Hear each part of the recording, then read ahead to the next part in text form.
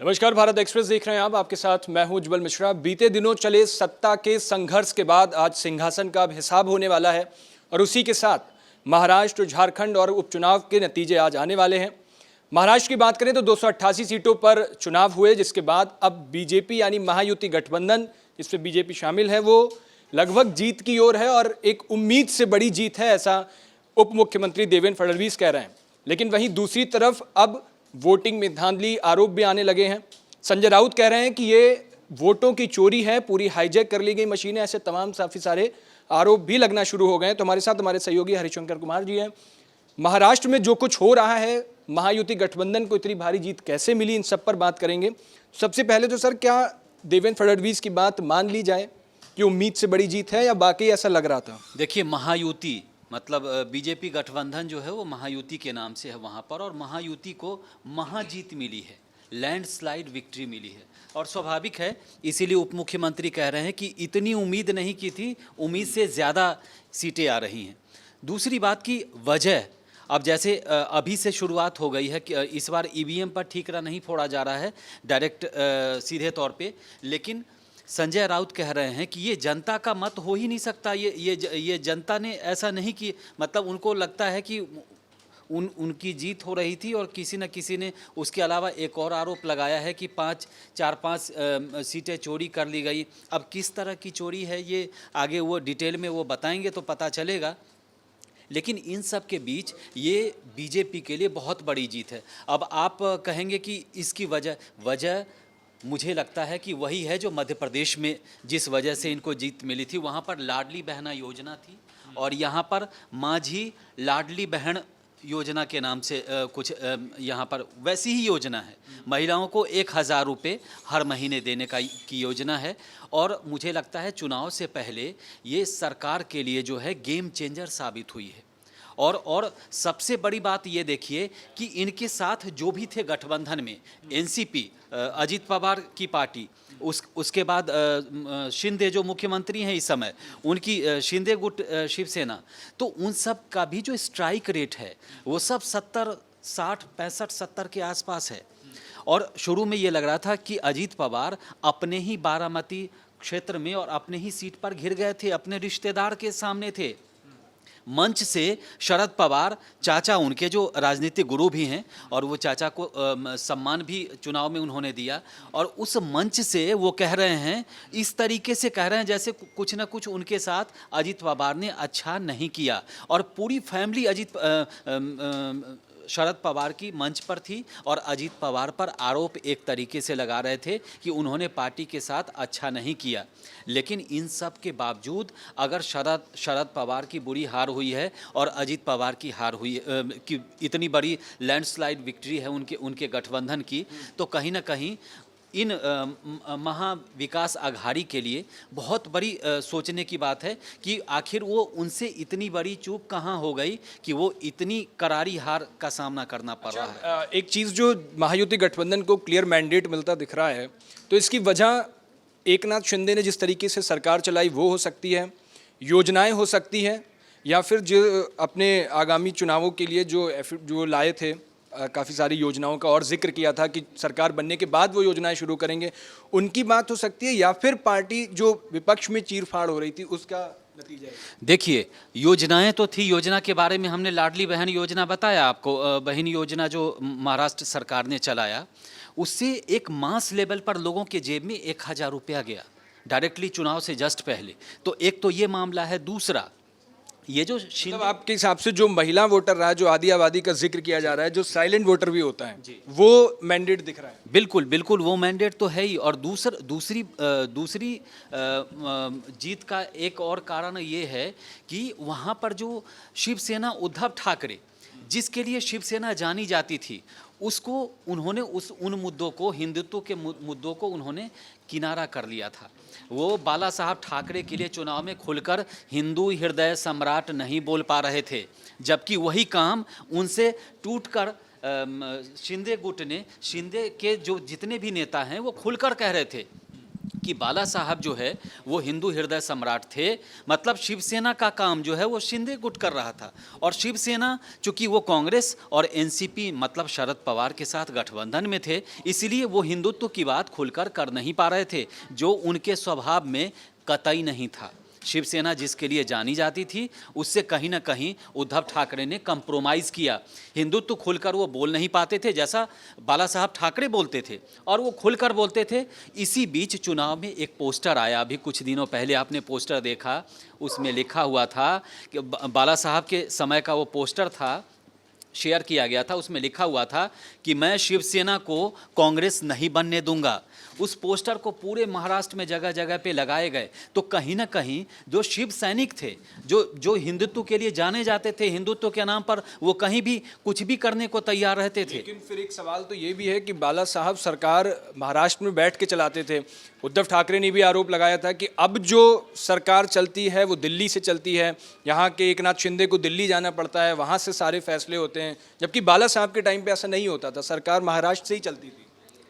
देखिए, बाला साहब जो थे वो किंग मेकर थे, वो हमेशा किंग मेकर की भूमिका में रहे। वो कभी उनको सत्ता तो उनके हाथ में हमेशा से रही, लेकिन वो कभी भी मतलब सरकार में नहीं आए। उन्होंने मुख्यमंत्री बनाए, महाराष्ट्र में हाँ मुख्यमंत्री कोई बने, सत्ता उन्हीं के हाथ में रहती है। उन्हीं के हाथ में रहती थी। लेकिन ये बार बार आरोप लगाते हैं कि सत्ता जो है दिल्ली से चल रही है। लेकिन दिल्ली से अगर चल रही है तो गठबंधन पर बहुत सारे फैसले ऐसे होते हैं जो गठबंधन में सुलझ नहीं पाते, तो वो दिल्ली से कंट्रोल होता है स्वाभाविक तौर पे। चूँकि इस समय भी बीजेपी महाराष्ट्र में सबसे बड़ी पार्टी बनकर उभरी है, सबसे ज़्यादा स्ट्राइक रेट अगर है तो बीजेपी का है। तो अगर बातचीत होगी तो अगर महाराष्ट्र के लेवल पर सीएम कौन, अगर वो नहीं सुलझता है तो दिल्ली से बातचीत होगी। तो इसमें कोई उस तरह की बात नहीं है, लेकिन वो विपक्ष की भूमिका में है तो वो आरोप तो लगाएंगे। ठीक है, एक मुझे लगता है एनसीपी की बात और कर लेनी चाहिए, शरद पवार गुट और अजीत पवार गुट की। क्या वाकई में आज की डेट में अजीत पवार गुट की एनसीपी जो है वो शरद पवार गुट की एनसीपी से आगे निकल गई है, बड़ी पार्टी हो गई है? क्योंकि जिस तरीके से अभी नतीजे आज दिखे हैं, वो अजीत पवार की लगभग 36 सीटें क्लियर हुई हैं और शरद पवार की जो एनसीपी है उस पर 15 सीटें के आसपास आए, मतलब आधे से ज़्यादा अजीत पवार के पास हैं। तो क्या अजीत पवार वाली एनसीपी अब बड़ी पार्टी बनने की ओर दिख रही है? देखिए, बारामती जो उनका क्षेत्र है शरद पवार का, और ये अजीत पवार शरद पवार की उंगली पकड़ कर के 22-23 साल की उम्र में उन्होंने पॉलिटिक्स में कदम रखा था। उसके बाद शरद पवार उनके राजनीतिक गुरु रहे, चाचा रहे, हर चीज़। लेकिन अजीत पवार ने बारामती नहीं, पूरे महाराष्ट्र में अजीत पवार नहीं, वो अजीत दादा पवार के नाम से जाने जाते हैं, और उन्होंने यूथ पर जो है राज किया। आज भी बारामती में हमने जब चुनाव के दौरान देखा तो वहाँ पर सब लोग कह रहे थे कि देखिए, हम लोकसभा चुनाव में हमने बेशक जो है सुप्रिया सुले को जिताया, लेकिन विधानसभा में हम अजीत दादा पवार के साथ हैं, फैमिली के साथ हम काफ़ी पहले से जुड़े हुए हैं, करीब 25-30 साल से जुड़े हुए हैं, वहाँ के जो वोटर कह रहे थे। और उनका ये कहना था कि अजीत दादा पवार जो है सबकी सुनते हैं, वो टाइम के पंक्चुअल हैं। उनका ये कहना था कि अगर अजीत दादा पवार ने सुबह 6:30 बजे का टाइम दे दिया तो हम लेट हो जाएं तो हो जाएं, जनता पब्लिक लेट हो जाए तो हो जाए, लेकिन अजीत दादा पवार 6:30 बजे उस सभा में पहुंच जाते थे। तो अजीत पवार में टाइम के बहुत पंक्चुअल आदमी हैं। वो जिससे व्यक्ति का अगर कोई काम है तो अगर काम नहीं होता तो फॉलोअप भी लेते हैं, उनका एक स्टाइल है। तो शरद पवार कहीं ना कहीं उम्र दराज हैं और बहुत सारे लोगों से वो डायरेक्टली कनेक्ट इस समय नहीं कर पाते। हालांकि शरद पवार बड़े नेता हैं, अभी भी उनका जो लोगों पर उन्होंने जो राज किया है लोगों के दिलों पर, वो कम नहीं है। लेकिन कहीं ना कहीं तबीयत खराब होने की वजह से, उम्र की वजह से वो लोगों से धीरे धीरे दूरियां बनती जा रही है। सुप्रिया सुले पिताजी के नाम पर तो नेतागिरी करती हैं, लेकिन जनता से उतना कनेक्ट नहीं है जितना अजीत पवार हैं। तो कहीं ना कहीं इसी का अजीत पवार और उनकी पार्टी को फ़ायदा मिला है। इसीलिए अजीत पवार थोड़े फ्लुएंट स्पोकन भी है, मतलब क्लियर कट बोलते हैं। शायद उसी की एक वजह रही कि बीच में भी कई सारे उनके बयान ऐसे भी दिखे जो गठबंधन के बयान से फिट नहीं बैठ रहे थे, बीजेपी के बयान से फिट नहीं बैठ रहे थे। योगी आदित्यनाथ का नारा था बटेंगे तो कटेंगे, उस पर उन्होंने साफ विरोध दर्ज कराया और देवेंद्र फडणवीस से फिर उनके मतभेद भी सामने आ गए। देखिए, ये चूंकि उनकी विचारधारा एनसीपी वाली रही है, एनसीपी कांग्रेस से टूट करके एनसीपी बनी थी, तो कहीं ना कहीं वो सबको साथ लेकर के चलने वाला उनका स्टाइल है। चूँकि वो हिंदू की बात करेंगे तो मुसलमानों की भी बात करेंगे। लेकिन बीजेपी कहीं ना कहीं इन चीज़ों को अगर कहती थी कि बटेंगे तो कटेंगे, तो बीजेपी सीधे सीधे एक मास वोट बैंक जो है, वोट बैंक नहीं कहेंगे, मास जो हिंदुत्व वोट है उसको सीधा सीधा ये क्या मतलब संबोधित कर रही थी। लेकिन इन लोगों ने उसे किनारा इसीलिए कर लिया क्योंकि अजीत पवार के समर्थक मुस्लिम भी हैं, मुस्लिम मतदाता भी ने भी उनको वोट किया है, इससे पहले भी और इस बार भी किया है। तो कहीं ना कहीं उन्होंने किनारा इसीलिए किया कि हमारे जो मुस्लिम वोटर हैं वो हमसे दूर न चले जाएं, क्योंकि बटे न कटे लोगों ने इस नैरेटिव को सीधे सीधे जोड़ दिया कि ये मुस्लिमों के लिए कहा जा रहा है। तो योगी तो खुलकर बोल रहे थे, लेकिन उन्हीं के कुछ नेता ऐसे हैं जो खुलकर नहीं बोल रहे थे। एक सवाल मैं आपसे पूछूंगा कि इसी बीच खबर ये आई थी दो तीन दिन पहले कि अजीत पवार ने मतलब अजीत पवार के हवाले से खबर आई थी कि वो अपने चाचा के पास वापस जा सकते हैं। लेकिन क्या इस समय उनको इतनी बम्पर जीत मिली है, वो चाचा के साथ जाएंगे तो क्या करेंगे? सवाल ही खत्म हो जाता है। ये कल तक तो वाजिब था भी जब तक नतीजे नहीं आए थे, लेकिन अब नतीजों के बाद तो ये सवाल मुझे नहीं लगता ऐसा कोई करेगा, और करना क्यों करेगा उसमें फ़ायदा भी नहीं उसको होगा।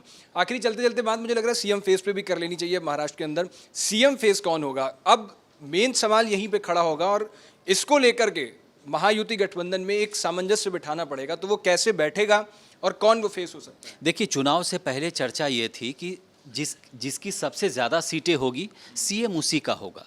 तो बीजेपी 120-15 के आसपास है, 100 प्लस है। ये भी ध्यान रखना चाहिए कि अमित शाह खुले मंच से कह चुके थे एकनाथ शिंदे के लिए कि जरूरी नहीं है कि शिंदे ही अब सीएम फेस होंगे। देखिए, शिंदे ही नहीं होंगे, दूसरा फडणवीस का नाम चल रहा है। लेकिन देवेंद्र फडणवीस, क्या पता बीजेपी चौंकाने के लिए जानी जाती है हमेशा से। राजस्थान में आपने देखा, मध्य प्रदेश में मोहन यादव आ गए, राजस्थान में एक नया चेहरा पहली बार चुनाव लड़े और सीधे सीधे सीएम बन गए। उस समय मुझे ध्यान है कि मंच पर जब राजनाथ सिंह पहुंचे थे और उन्होंने पर्ची जब वसुंधरा राजे को थमाया था तो वो भौचक्का रह गई थी कि ये लिस्ट में, ये पर्ची में नाम इनके नाम की घोषणा होने वाली है। मतलब आप समझ लीजिए कि बीजेपी हमेशा मुख्यमंत्री को लेकर चौंकाती है। तो इस बार भी कोई नई बात, एक नया नाम भी चल रहा है जो 7 बार से विधायक हैं, बीजेपी के विधायक हैं, उनका नाम भी चल रहा है। तो बीजेपी हो सकता है कि यहाँ पर भी चौंकाए, क्योंकि देवेंद्र फडणवीस जो हैं बहुत मझे हुए नेता हैं, महाराष्ट्र के मुख्यमंत्री रहे, इस समय उप मुख्यमंत्री की भूमिका में हैं, अच्छे नेता हैं, मृदुभाषी हैं, मिलनसार हैं, लोगों से खुद को कनेक्ट करते हैं। लेकिन बीजेपी हर बार नया करती है। मुख्यमंत्री के नाम को देखें तो शिवराज सिंह चौहान, जिनका आज भी मध्य प्रदेश में जनता पर काफ़ी पकड़ है। आपने देखा होगा कि जो सीट हार गए थे विधानसभा में, वो सीट लोकसभा में हार गए थे और विधानसभा सीट में छिंदवाड़ा में कमलनाथ से उन्होंने छीन लिया। तो ये उनकी कला थी, लेकिन उसके बावजूद भी उनको हटा दिया गया। तो महाराष्ट्र में भी अगर कोई नया नाम सीएम का आ जाए फडणवीस की जगह पे, तो नया नहीं होगा, क्योंकि बीजेपी हमेशा जो है चौंकाने वाले फैसले लेती है। तो कुल मिला के अब देखना होगा, क्योंकि एक आपसे भी मैं सवाल पूछ लूं, आपका मन क्या कहता है कि मुख्यमंत्री वहां पर कौन बनेगा? आप क्या कहते हैं? नहीं, ये तो जाहिर सी बात है, जिस बीजेपी ने पहले कह चुके हैं जिसकी सीटें ज़्यादा होगी, बीजेपी के पास पूरी इस चीज़ की चाबी है और तय उसे ही करना है, तय दिल्ली से ही होगा। वही अमित शाह की जब कमेटी बैठेगी तो वहीं से क्लियर फैसले आने हैं। नहीं, नाम को लेकर देवेंद्र फडणवीस को लेकर मुझे लगता है कि ऐसा हो सकता है, लेकिन अगर बात करते हैं ना किसी का वर्तमान देखना हो या उसके भविष्य के फैसले देखने हैं तो पास्ट में जाना पड़ता है। तो आपने भी बताया जिस तरीके से मध्य प्रदेश, राजस्थान में बीजेपी ने किया है, तो ऐसे ही कोई चौंकाने वाला नाम सामने आ सकता है।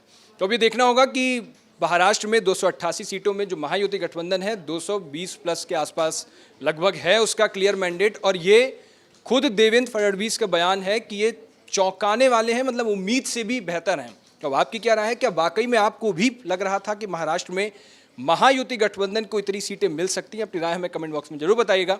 देश और दुनिया की बाकी तमाम खबरों के लिए देखते रहिए भारत एक्सप्रेस।